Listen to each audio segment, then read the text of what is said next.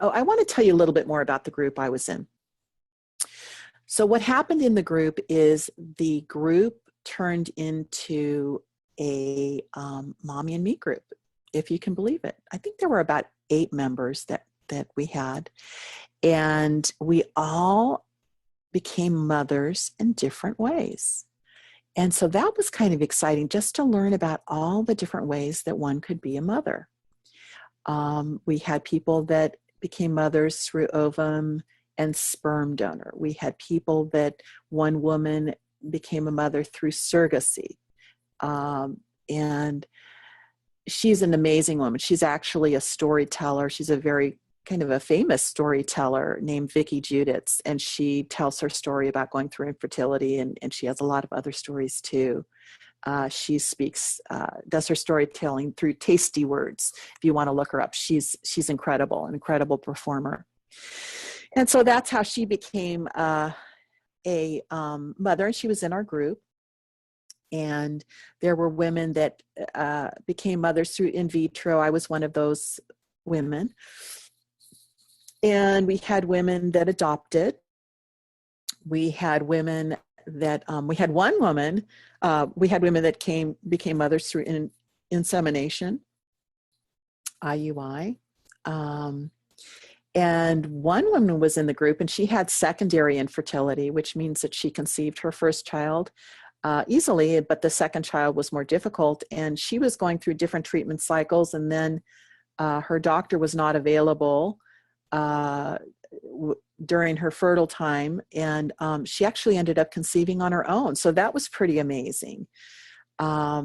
So all of our babies came to us in different ways. But what we realized when we became a Mommy and Me group was that that was really secondary when we went on about the business of becoming a mother.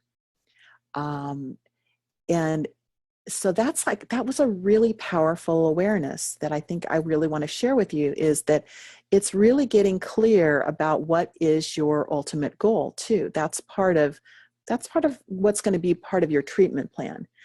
If your ultimate goal is to have a baby, period, through any means, and you're clear about that, then you have a lot of different options. Some people get very clear that they just want to have a baby that has their own genetic material. Other people are willing to adopt, willing to use surrogacy, willing to utilize embryo donation.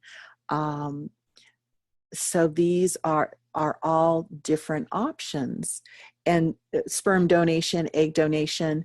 And so this is part of what I explore with individuals, couples, and then also in the group, is choice making, because there are a lot of choices.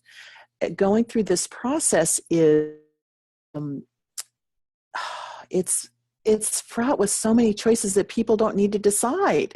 You know, when I was going through this process, I knew a few different people that had accidents, that they had oopsies and accidents, and they weren't even married.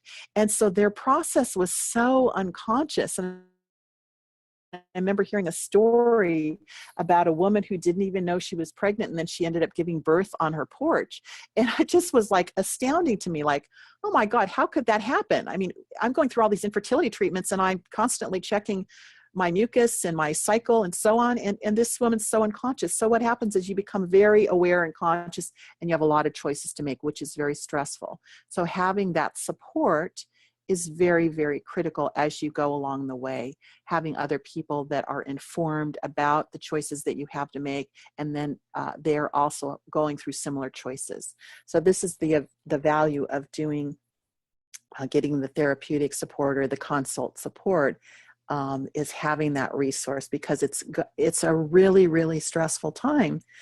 And going back to the group that I was in, it was really the silver lining.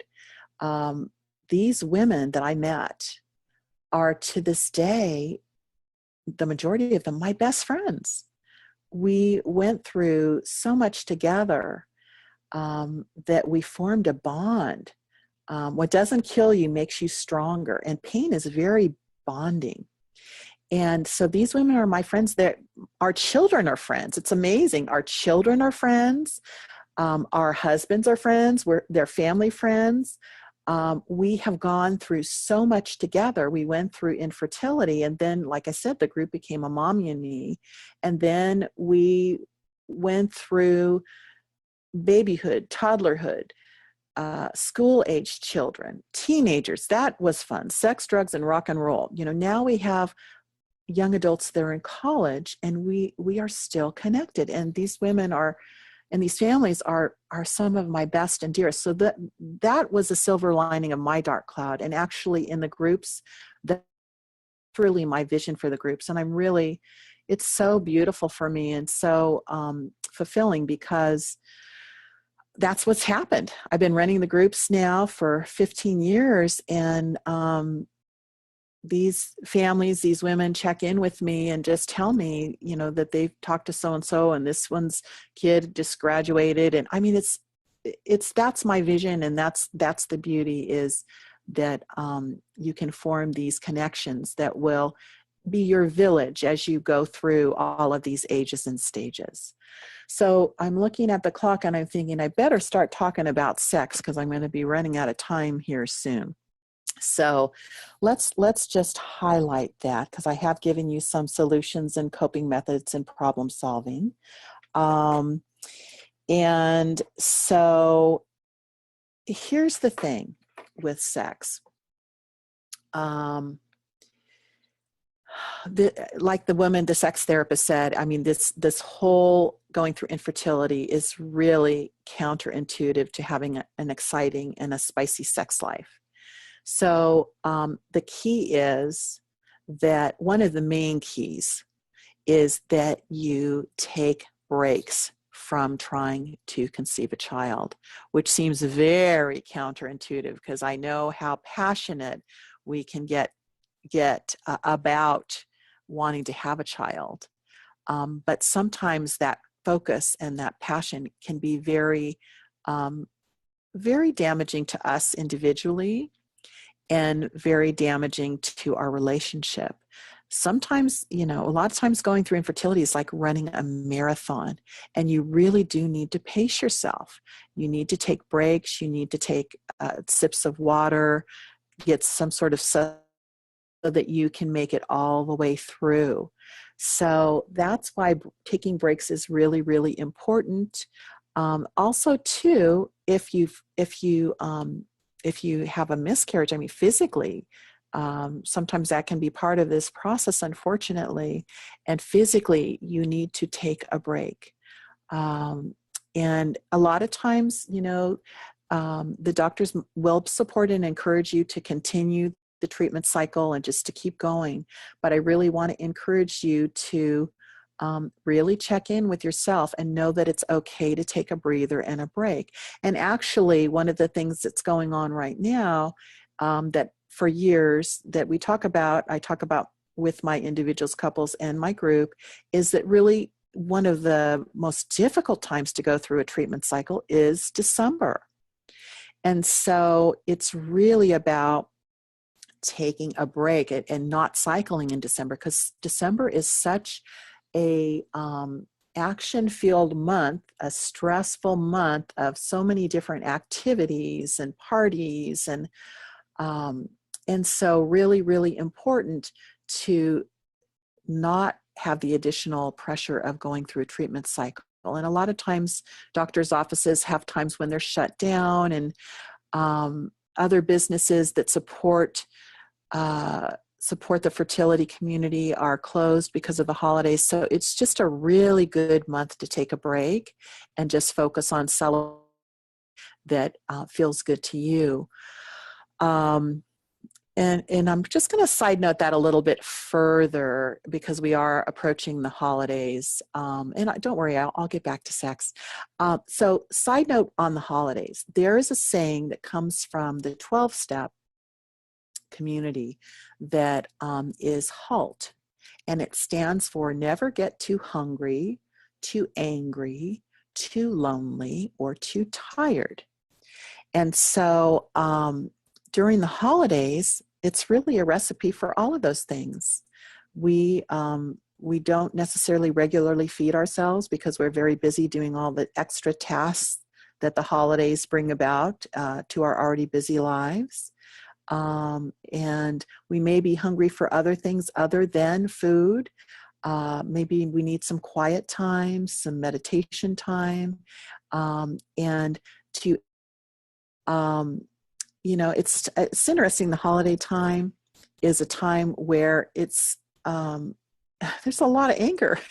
I live on a main street, and I avoid that street because the driving on that street during the holidays is really angry and dangerous. Because I think we just get stressed out because we've got so many things to do and not enough time to do it. Lonely is, we can be lonely amongst all of the parties and the crowds and so on. And tired goes without saying. So when we're going through infertility, we have all of these experiences too, because again, we're in a situation that most people don't experience. We have busy lives. And so going through infertility is like a full-time job. And so that is an overlay on top of what we're already doing. So it's really a great tool, a great check-in tool for the holidays or for just really any time, is to check in with yourself and just ask yourself, how am I doing? What am I feeling right now? Am I hungry, angry, lonely? One of those things, do what you need to do to practice self-care and to take care of yourself in those arenas. So taking a break. So I recommend taking a break around the holidays and just checking in and just taking a break when you're feeling like you're at the end of your rope.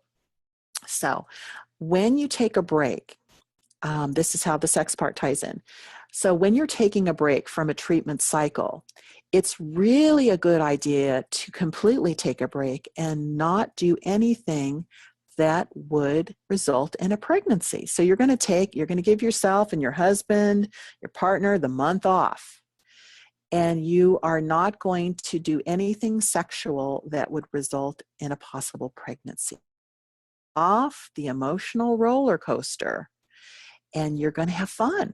So that's a time when you just do sexual things for fun. You surprise one another.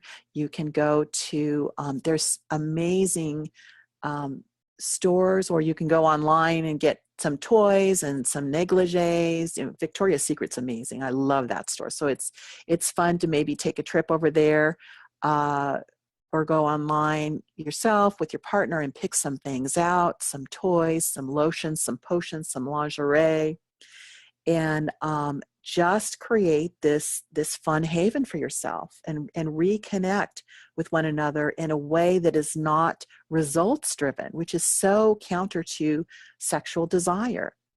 So I recommend that. Victoria's Secret's wonderful. There's a place for those of you that are local in Ventura called Aphrodite's. Love that place. It is designed for women.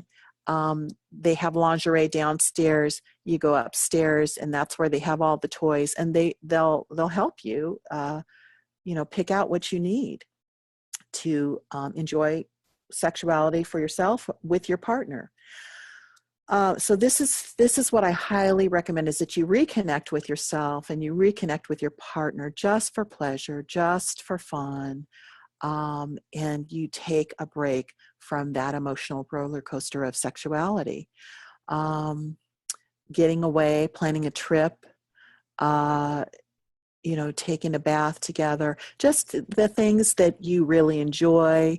Buying yourself lotions and potions and really exploring, different scents that you like that make you feel sexy, which is actually aroma is the most direct route to the brain. And so we have these positive associations with aroma. And so that's a really important component. And actually, it's part of the creating a positive intention conception, which is a multi-sensory approach. And scent is part of that. I actually had a woman in my practice who had a negative association with her doctor's office. She ended up needing to she went through a fertility cycle, and she had a pregnancy loss, and had to do a D&C. And the doctor's office got new carpeting during this time frame. And she, after she completed her D&C, she did not return to the doctor's office, because every time she smelled that smell, it reminded her of her loss.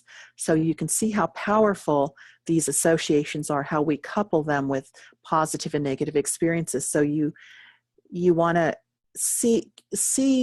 use the aroma that is coupled with positive experiences, so you can create that positive environment. And with regard to sexuality, you pick an aroma that is that makes you feel sexy.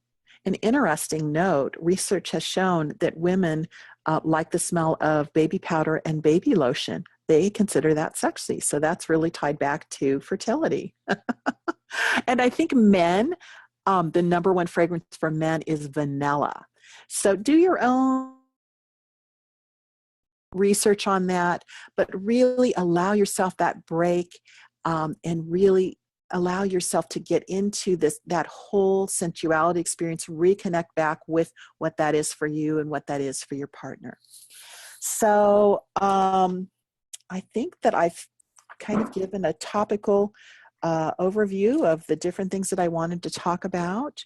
So I think what I will do is turn this back over to Denise. Thank you. Have a great day. All right. Thanks, you too.